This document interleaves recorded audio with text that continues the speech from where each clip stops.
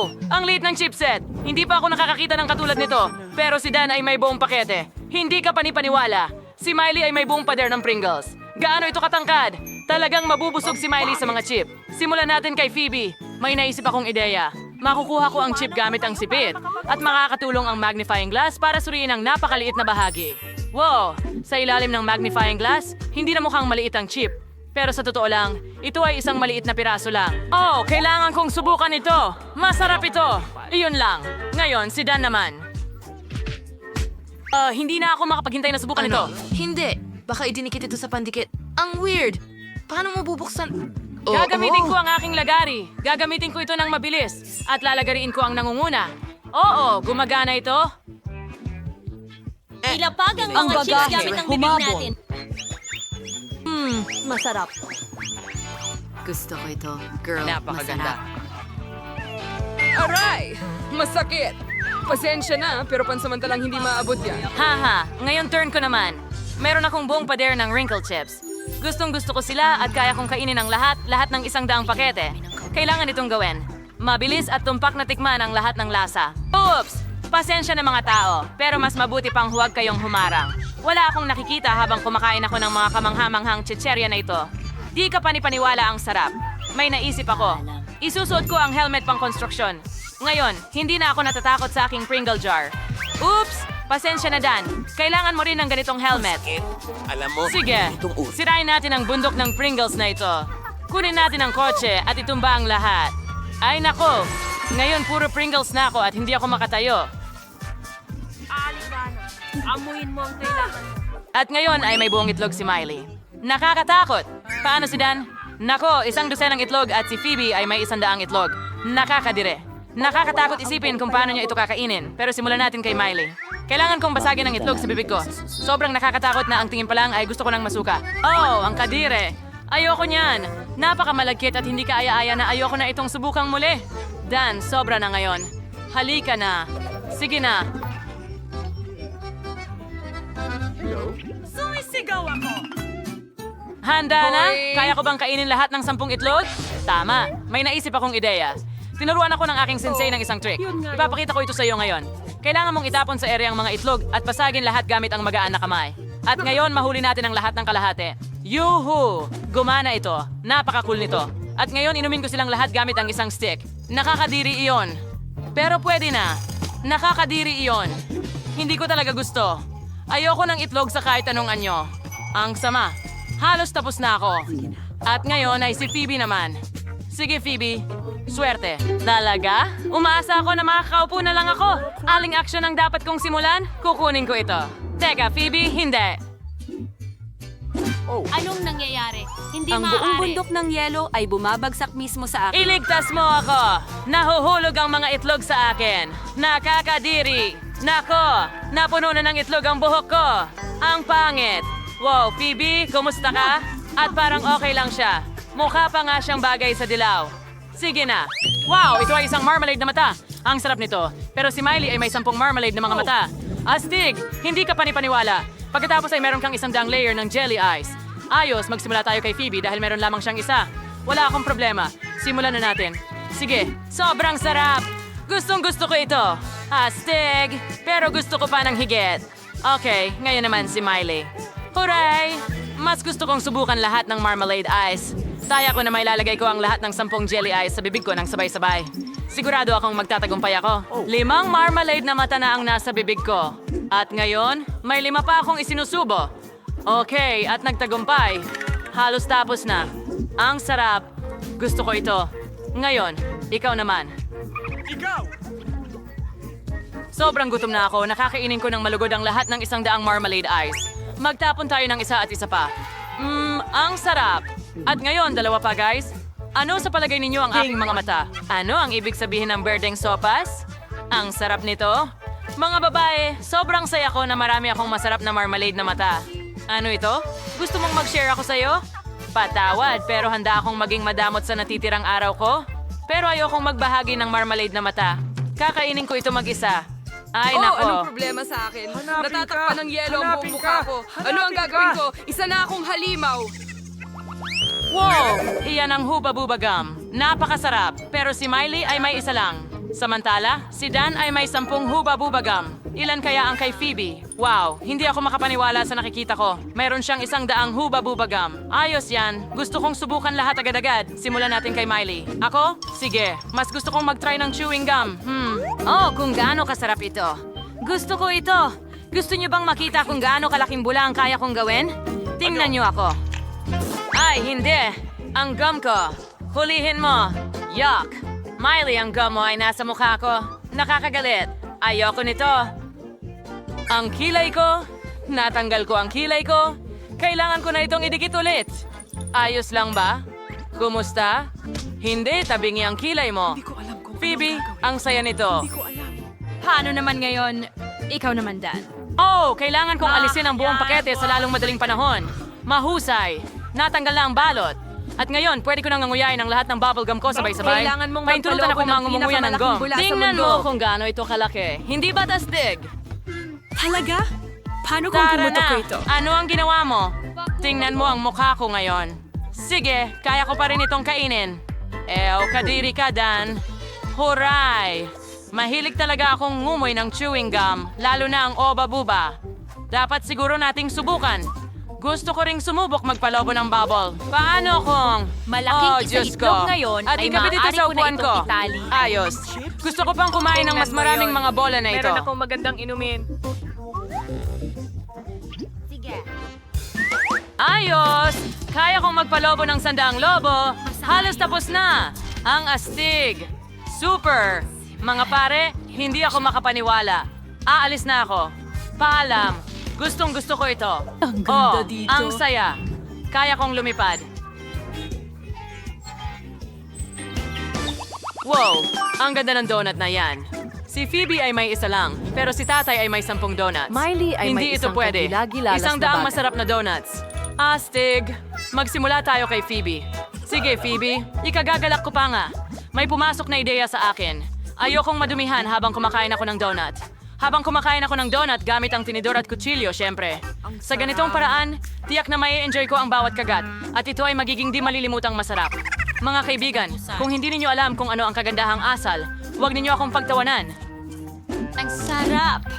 Malapit na akong matapos. Huling piraso. Ang galing!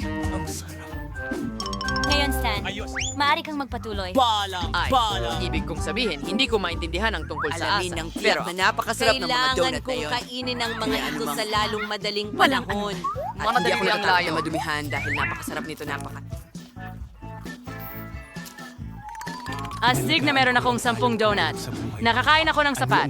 Galing. Ngayon, turn na ni Miley na kainin ang kanyang 100 na donut.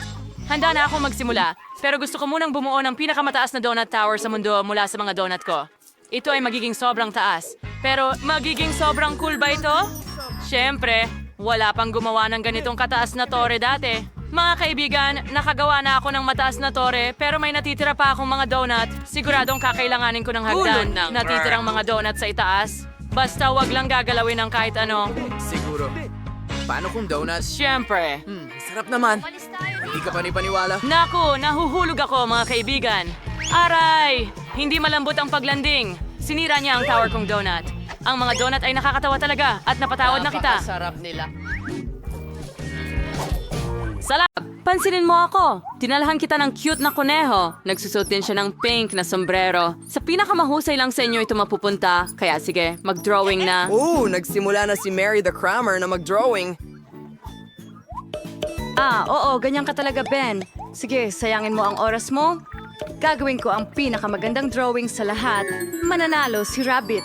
Kuha kita. Ang astig, ispray mo at handa na.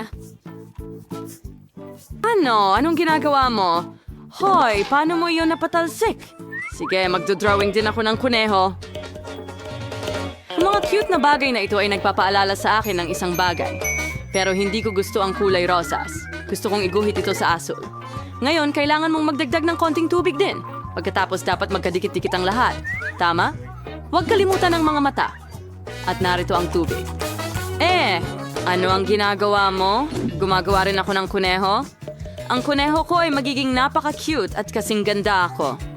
Kahit medyo malayo ang kuneho sa akin, pero sa tingin ko gagawin ko itong sobrang ganda.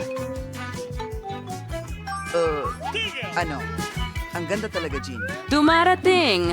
At nalaman ko kung paano bahagyang yan. Sirain Screw ang ang mga atomizer. guhit ni Jane. Garapon ng tubig.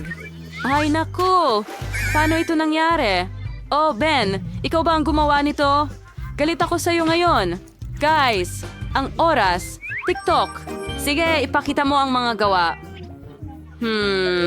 Medyo okay lang, Mary. Ikaw, Jane?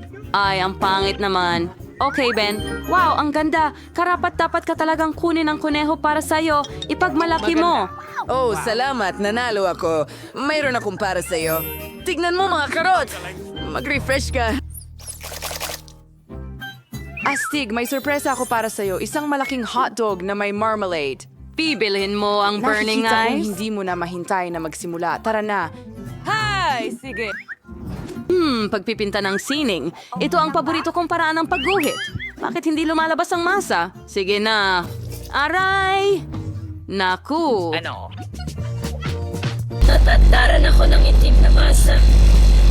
Kung mag-ruwit, ako na mag-guwit. Ngayon ay kikuhaan ko ang hotdog ko.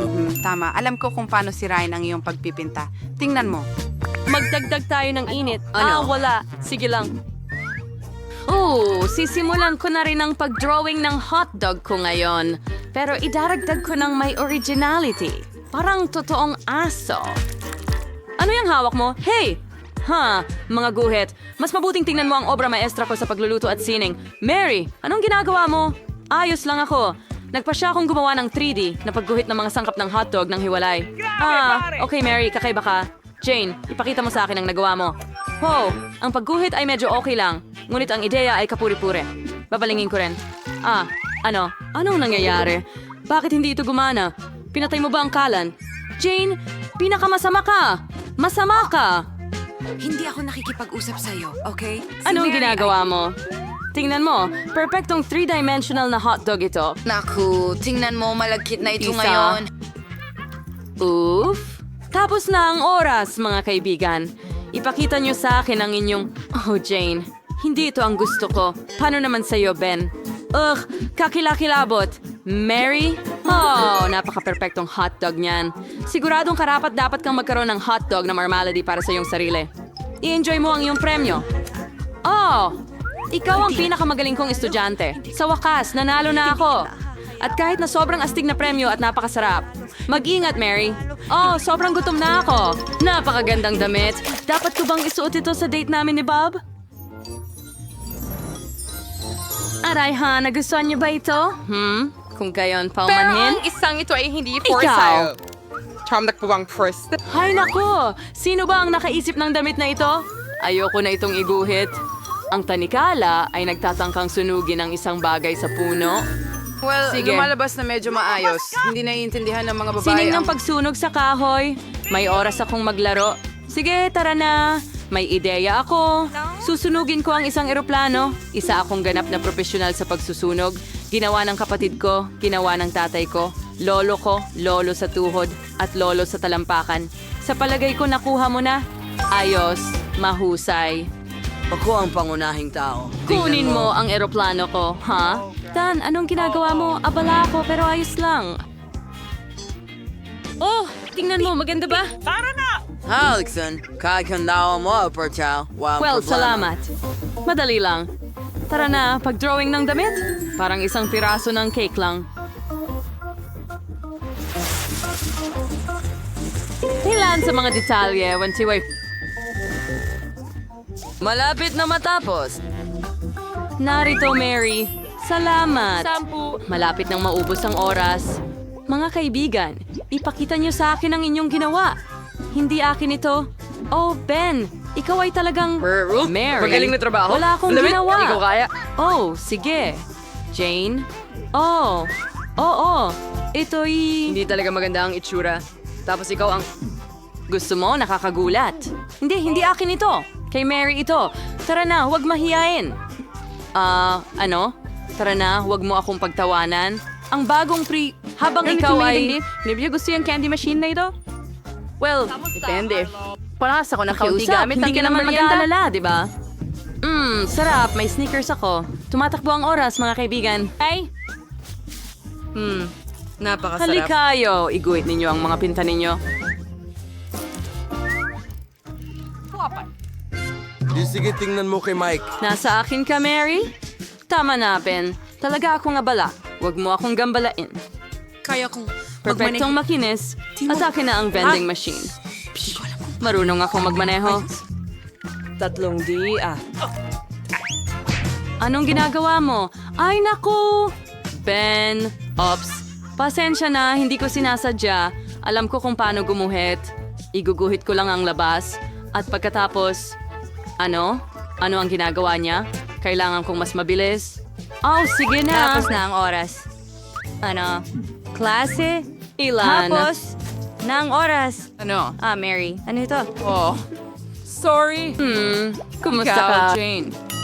Hindi masama. Pero hindi lubos na perpekto. Paano naman ikaw, Ben? Ito ay tunay na obra maestra. Nakuha ko na ang vending machine. Heto na. Ang astig. Nakuha ko na ang mga ito. Lahat ng mga candy ngayon. Tara na. Ito.